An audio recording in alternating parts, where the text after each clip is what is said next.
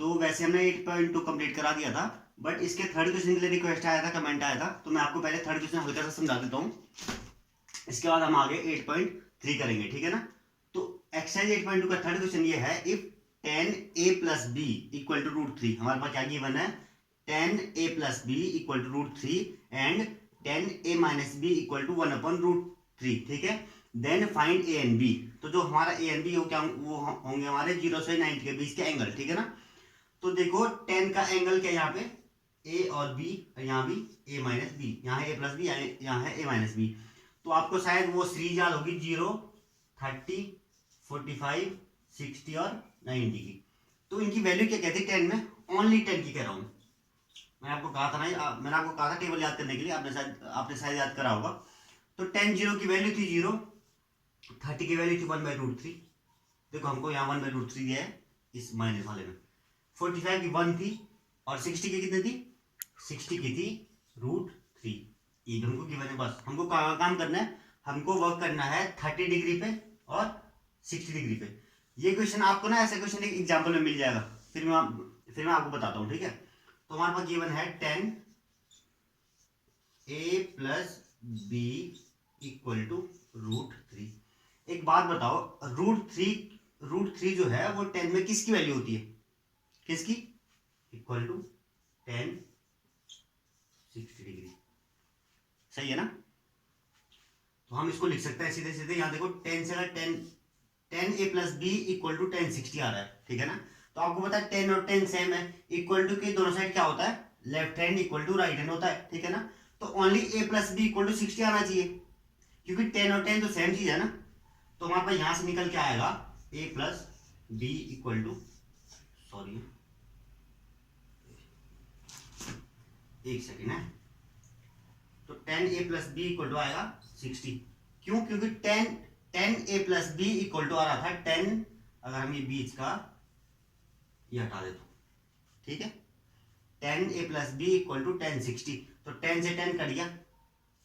आप इसको ऐसे काट नहीं सकते, बट मैं आपको बस थोड़ा समझाने के लिए कर रहा हूँ, ठीक है ना। तो a plus B equal to आ जाएगा 60। अभी आपको इसके लिए फॉर्मूला होगा आगे, आप जब 11th में पढ़ोगे तो आपको इसमें ट्रिग्नोमेट्री बहुत सारे फॉर्मूले मिलेंगे, ठीक है। तो a plus B equal to 60 आ गया, ये हमारा एग्जाम्पल क्या फर्स्ट इक्वेशन बन गई, ठीक है। सेकंड हमारे पास है 10a minus B equal to 1/√3, 10a minus B equal to 1/√3। अब एक बार बताओ 1/√3 10 में किसकी वैल्यू होती है, ये होती है 10 30 डिग्री की, ठीक है। सेम केस ये आप क्लियर कर दो, तो क्या मिल गया, 10a minus B equal to 10 30, 10 से 10 और 10 सेम है, तो a minus B equal to क्या होना चाहिए, 30 डिग्री, ठीक है। ये इक्वेशन सेकंड। ये कुछ ऐसी बात है ना कि अगर मैंने कहा 2 की power x equal to y की पावर 2, ठीक है। तो इसका मतलब क्या है, इसका मतलब है कि 2 इक्वल टू वाई और x इक्वल टू 2, क्योंकि इक्वल टू के दोनों साइड ये होता है ना, मैं इसीलिए कह रहा हूं आपको, ठीक है ना। तो a minus B equal to आ गया 30 और a plus B equal to आ गया 60, ठीक है। अब देखो आप इसका एक बार थोड़ा स्क्रीनशॉट ले लो, ठीक है, मैं इसको थोड़ा क्लियर कर रहा हूँ।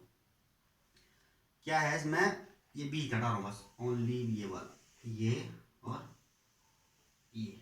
अब देखो चलो ये हटा देते हैं,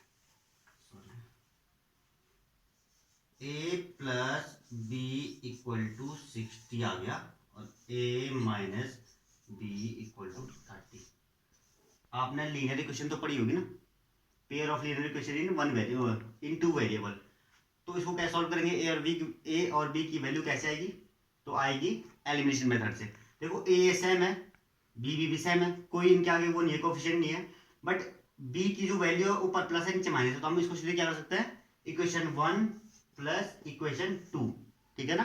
तो प्लस का साइन आ गया, मतलब प्लस के साइन में कोई भी साइन चेंज नहीं होता है, अगर माइनस का साइन आता तो ए हो जाता माइनस का, बी हो जाता प्लस का और 30 हो जाता माइनस का, ठीक है। सॉल्व करेंगे, ये हो जाएगा 2a, ये कट जाएगा 0 इक्वल टू 90, ठीक है। a इक्वल टू हो गया 90/2 इक्वल टू 45, ठीक है ना। अब a 45 आ गया तो b कितना आएगा, b आएगा a माइनस a प्लस बी, देख लो a plus B equal to 60 और हमारे पास ए की वैल्यू है 45 प्लस बी इक्वल टू 60, तो बी की वैल्यू आ जाएगी 60 माइनस 45 यानी कि 15। तो ए की वैल्यू हमारे पास है 45 डिग्री और बी की वैल्यू हमारे पास है 15 डिग्री। तो इसको आप यहीं पे खत्म कर लीजिए, मैं आपको 8.3 दूसरी वीडियो में कराता हूँ, ठीक है। Okay, thank you.